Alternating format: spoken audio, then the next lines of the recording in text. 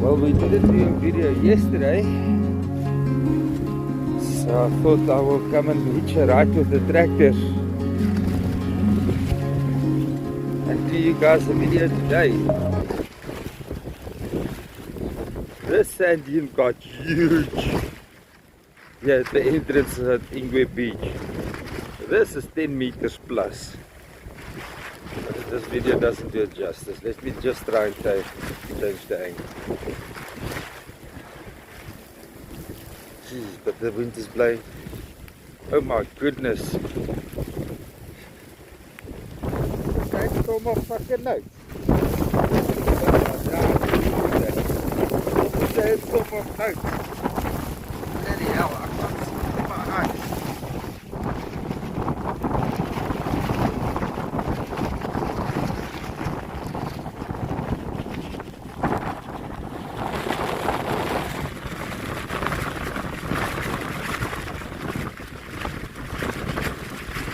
This is bad.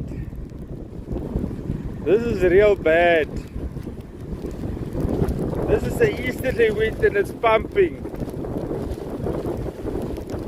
This is real bad.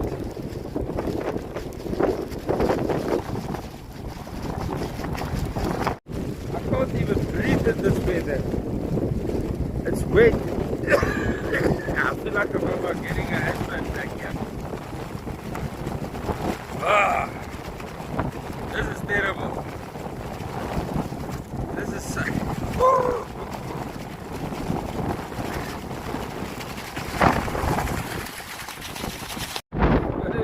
The storm coming from the east.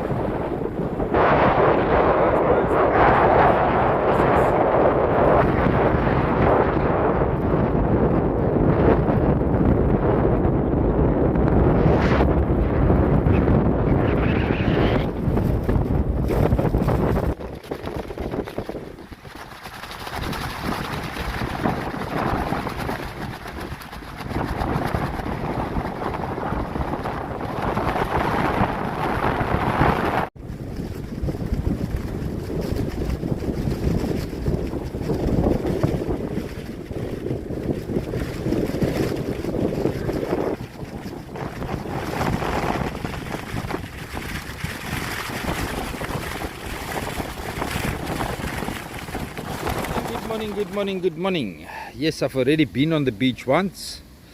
Now Frankie Two Socks has convinced me that we have to go and drink our oxygen again. 2 times, twice in one day. Let's go and have a look with the damage that the easterly storm surge has brought to the estuary mats. See you guys on the other side. Weet jy, doen eers 'n intro en jy donderval loop maar net.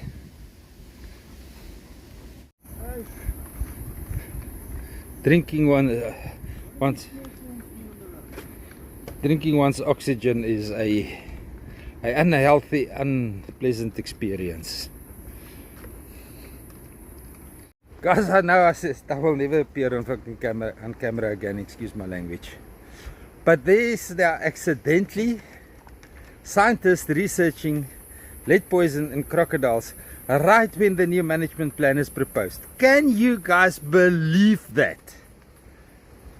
Lead poisoning in crocodiles has been identified in 1938, according to ResearchGate. And I expect it's been studied, but nothing has been done with it over the years because the fishing industry kept St. Lucia alive. And in 2000 and was it 14 or 15 when the cyclone engineering pumped the mud out of the Umfolozi mouth system so that they could dig the failed beach channel. I was there. I tried to speak to the engineers, tried to convince them to remove the lead out of the mud they are pumping. Guess what they did? They laughed at me. And my objective at that stage wasn't lead poisoning in the crocodiles. I only heard about lead poisoning in crocodiles about maybe 18 months ago, if that much. That's the first time I heard about lead poisoning in crocodiles, and trust me, it's serious. I did my homework, it's very serious. So yeah, they laughed at me. They thought that I was a crazy lunatic walking on the beach trying to be relevant. They could have removed a hell of a lot of the lead, because that is where the lead is deposited right now. That is how the tide works, and that is where I dug up lead as a youngster when I was a teenager.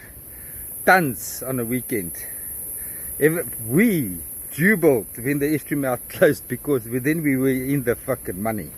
Deep money. I mean, lead has always been a good commodity, and if you can get it for next to nothing, you had some good cash going. So yeah, it's just very, very the conspiracy theorist in me awoken very angrily yesterday afternoon once Frank told me that there is now, when the new management plan is being written, there's now scientists in town researching lead poisoning in crocodiles. I just had to bring it up. Ouch! This would have hurt really badly. Hey, and it's going up and down. Check how long his tail is for the size of his body. Interesting critters are creeping out of the woodworks here with this storm surge. Tidal channel, we can see it's low tide here at the boardwalk.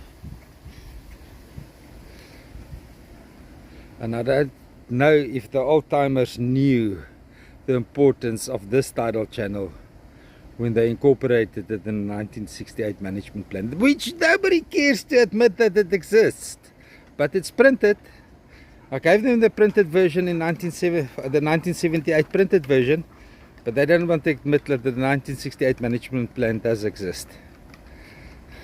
Here we go again.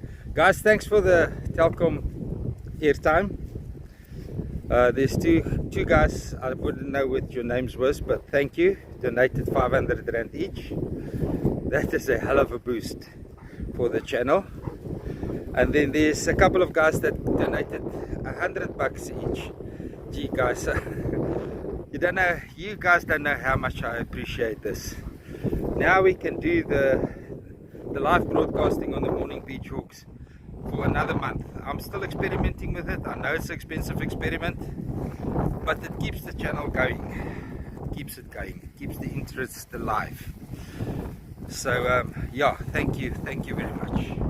Now this was a major win over the scientists when we got them to remove the aftergrowth of the casuarina trees right in this windshield. Now they have to get off their hind knees and stop. Let's just flip 180 degrees quickly. The encroaching sand dunes from reaching the estuary basin. We are very fortunate to report to you that the wind turned from east to northeast.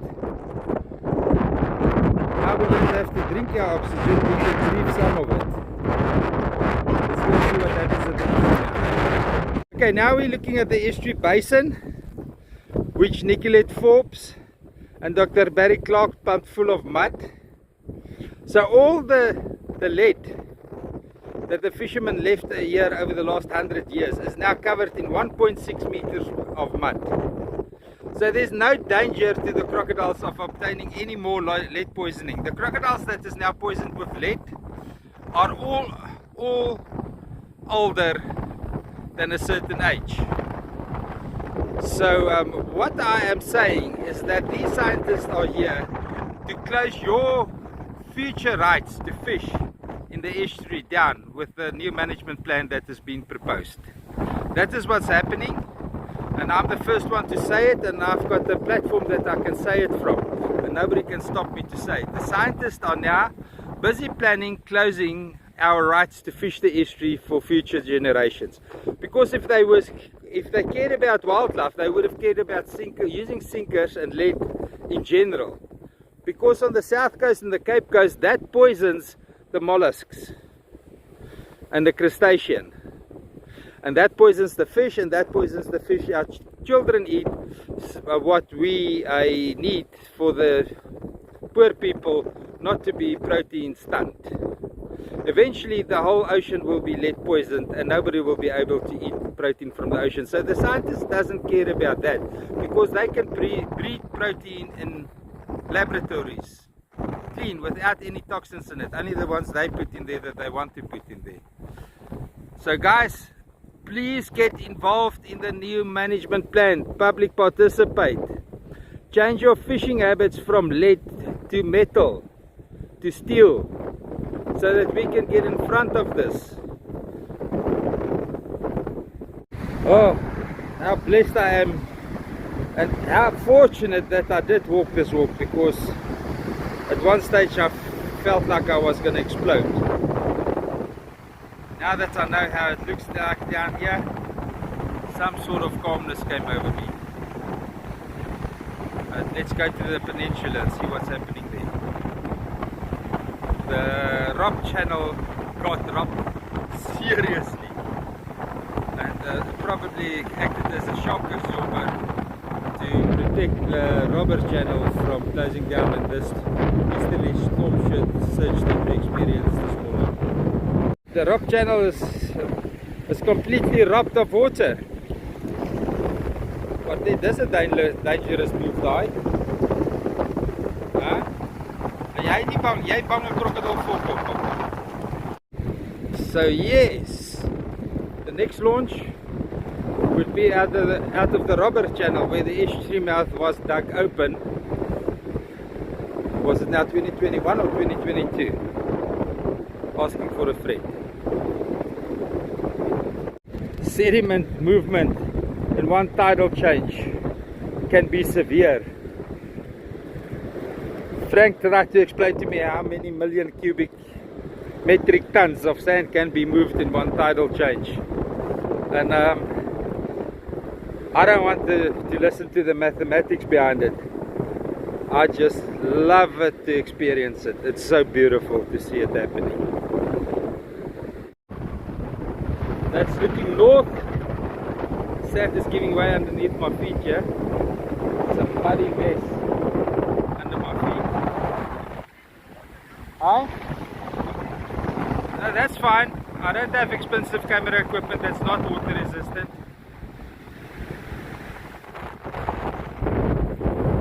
Nee, Pardet. Ons ken die strand. Ons weet waar om nie rond te fok nie, nee. Ons wil daar by die harde sand uitkom so gauw as moontlik.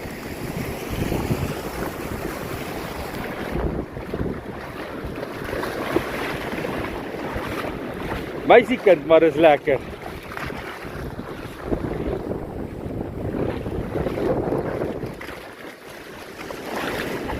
For those hydrologists that said I don't understand the hydrology of water flow, your little peninsula is not going to be eroded away. Look, nature is building it. So this is going to be our northern pier of the estuary mouth for years to come. So you build the estuary mouth into an ocean counter current. That's what you did. It will always push sediment into the estuary. This is what happened because you opened the estuary mouth in an ocean counter current. Okay? You should have opened it up in a rip current. You didn't. Mistake. The crocodile is entering the water.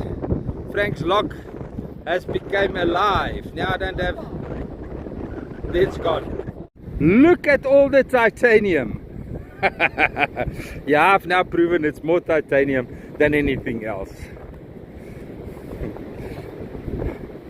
Thank you for trying to correct me in the comments. But you were wrong.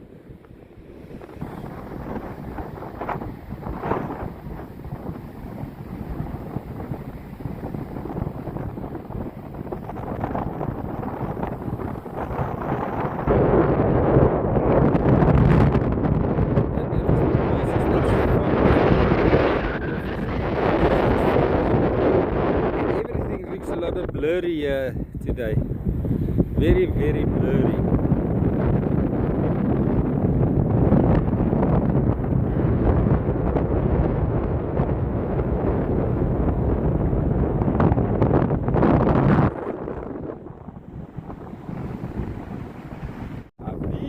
Welsh hibiscus seeds here sprout. The grass is already sprouting.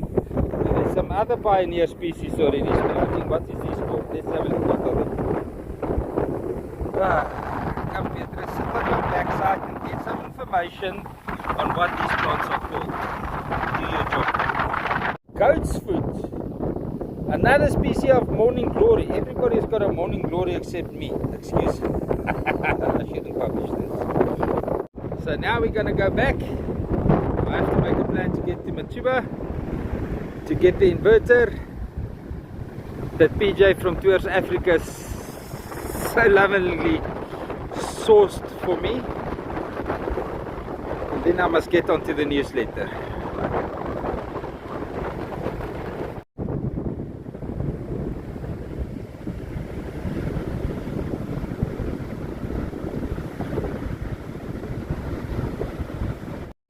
Look at the ocean-borne sediment washing here into the reeds on this peninsula, solidifying the existence of this peninsula. They have to now calculate my threat towards them feeding or flying in this wind. They've calculated that I'm a lesser threat than flying in the wind. I can't see anything. Sorry, that flew away. Okay, something else for Frankie's bucket, but Frankie is not here, so it will have to go into my pocket. This is not going to be the north side tomorrow. The tide is coming in, so by the time we get here tomorrow, it's going to be too shallow. But I only think the boat is launching on Thursday, so it's going to look different on Thursday.